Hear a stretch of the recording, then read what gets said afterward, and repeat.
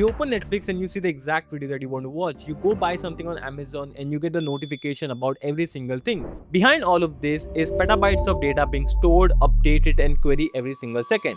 Now here's the question you probably ask: where does all of these data actually live?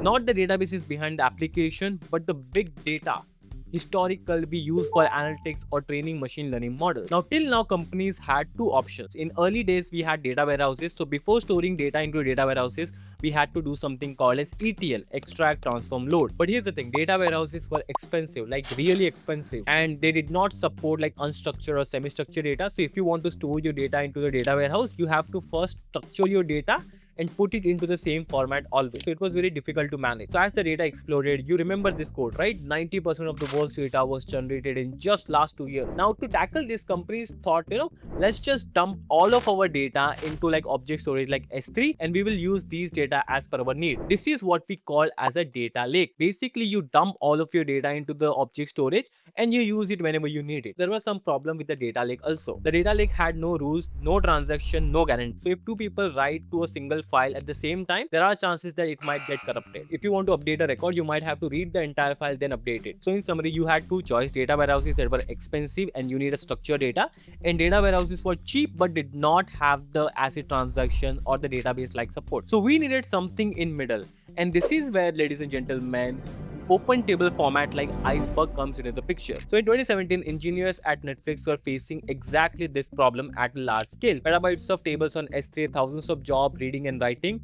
There was no proper way to manage this particular thing. So two engineers built a new way to manage tables on data lake that became Apache Iceberg, and then they open sourced it, and now all of the major tech companies has support for Apache Iceberg, such as AWS, Snowflake, Google. Every major companies are using open table format. So what is Apache Iceberg? It is basically open table format. Let me explain. Your data still lives as a plain files on a cheap storage such as Parquet sitting on S3. Iceberg is a smart metadata layer, sits on top of these files and makes them behave like a database. So think of it like this: the files are books scattered into the giant warehouse, and the Iceberg is a librarian catalog. It knows exactly which book belongs to which collection. Nobody touches the book without the catalog knowing. So in summary, you get the data lake prices but also features like data warehouses. So best of both worlds makes open table formats like Iceberg. Now let's quickly understand the architecture behind Iceberg, and then we'll do the quick hands-on practice. So architecture is basically the layers of metadata. At the top, there is a catalog. It points to the current state of every table.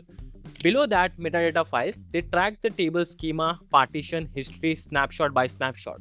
Below that, a manifest file basically lists that says exactly which data files belongs to the table version, with the statistics such as what is inside each file. And at the bottom, you have your actual data files, usually Parquet. So every time you write something on Iceberg, it will create the new snapshot instead of rewriting the old one. So it tracks different versions of everything that you do. Now there are three superpowers of Iceberg that you need to understand. One is the ACID transaction, basically database like support. So when you do something on files, it either completes completely or doesn't complete the transaction. Your database never become inconsistent. Second is the schema evaluations. Businesses keep asking for different changes like add this column, remove this column, rename this column. All of these are easily handled on Iceberg. And the last one is the time travel. So if you want to go back to the particular time of your data, you can easily do that in Iceberg. Now enough talking, let's just do the quick hands-on practice to understand all of these different things so it makes sense. Alright guys, so let's start with our hands-on practice. The first thing you need is Docker install in your PC. So you can just go to online Docker download and you can download the desktop app depending on your operating system. It is pretty simple, straightforward, right? Once you install the Docker, you have to clone this particular repo, Docker Spark Iceberg. It is available online. Just go here, just write git clone in your terminal and paste this URL. I already have it available, this Docker Spark Iceberg. If I do ls, you will see all of these files are available on my local PC. Once that is done and Docker is installed, you just have to write docker compose up. So if you are doing it for the first time, this will start installing everything. I already have it, so it is starting.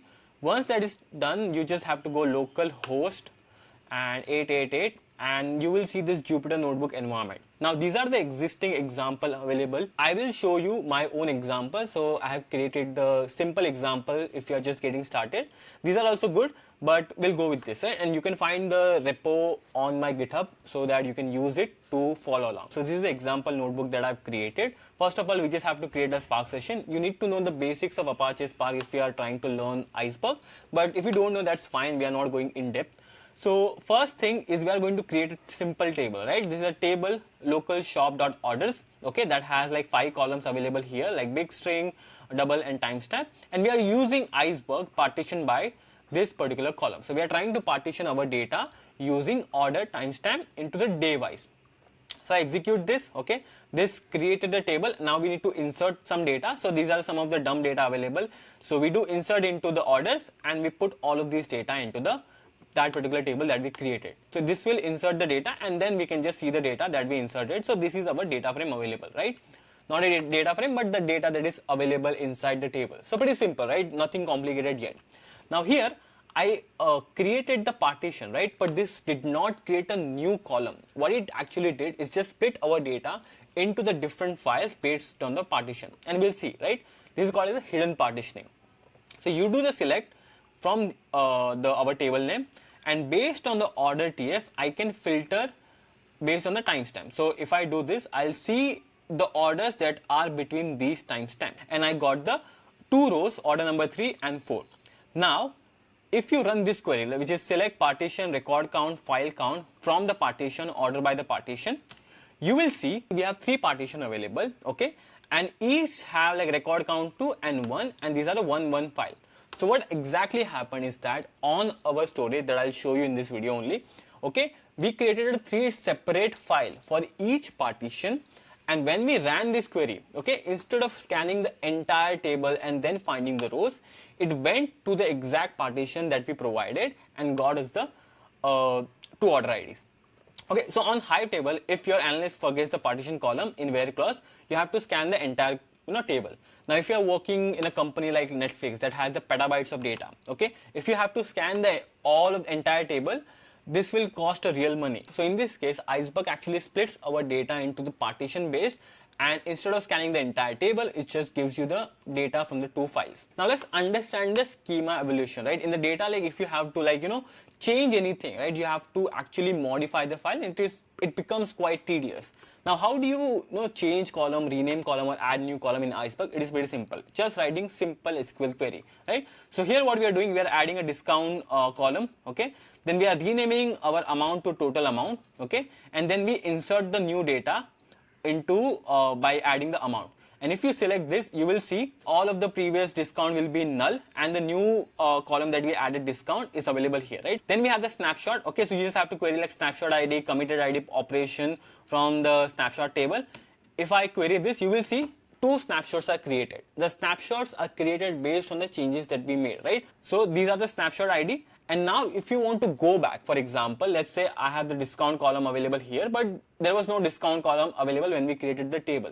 And if you want to go back to that version, that is what we call as a time travel. So you can copy the snapshot ID, paste it here, and if you run this, you will see the old table, right? I can also do the select star to actually see the entire thing, and you will see order ID, product name, amount, order TS that we had initially, right? Before modifying, I can always go back to this. This is what we call as a time travel, right? Using based on a different snapshot, the changes that you make, you can always go back to the previous location, and that makes life much more easier, right? So let's understand where this actually helps. For example, you see this, right? This is the current snapshot that we modified. Now we made a mistake and we updated our table and total amount to 0, right? If you see this, all of the entire order ID, we have total amount to 0, right? We are working on a large table, and by mistake we run this query and entire data goes to 0. Now you can just do the simple operation. You can copy the snapshot ID, paste it here, okay, and call the rollback function. Click here. This will roll back to the previous snapshot to the current snapshot, and if I run the same query, I will get the data back. This is basically the undo button we have available onto the Iceberg or any open table format if you use, okay. Then also you can do the upsert. For example, if you want to insert and update the new values, you can also do it. So for example, here we have the Ravi and we are updating the value, and this is the where we are adding the new column, right? Simple create statement. We create a simple table and we use the merge statement to append the new data. And if you now run the query over here, let me just remove the limit as 3 and you will see the new data is being added. Then also partition, if you want to change the partition, you can also change the partition based on the different customer. Like over here now it is doing based on the customer. I insert the new column and you will see the new partition has been created based on the customer bucket, right? First we had the order TS, now we also have the customer bucket. Now if you want to see, like, actually, right, this is just a code level and it is pretty simple, not that complicated. But if you want to see it on action, let me just open the new tab. Okay, I'll clear it and do the docker ps. Okay, and I'll see all of the docker available. So this is the container ID you have to copy, and do docker exec -it, paste the container ID and write bash. Okay, so I am now inside the docker container. I can just check cd and /temp warehouse. Okay, and we have the shop available here and orders available, and you will see two information that we understand at the start of the video. Let me just clear this so that it's pretty easy. You have the data available and you have the metadata available.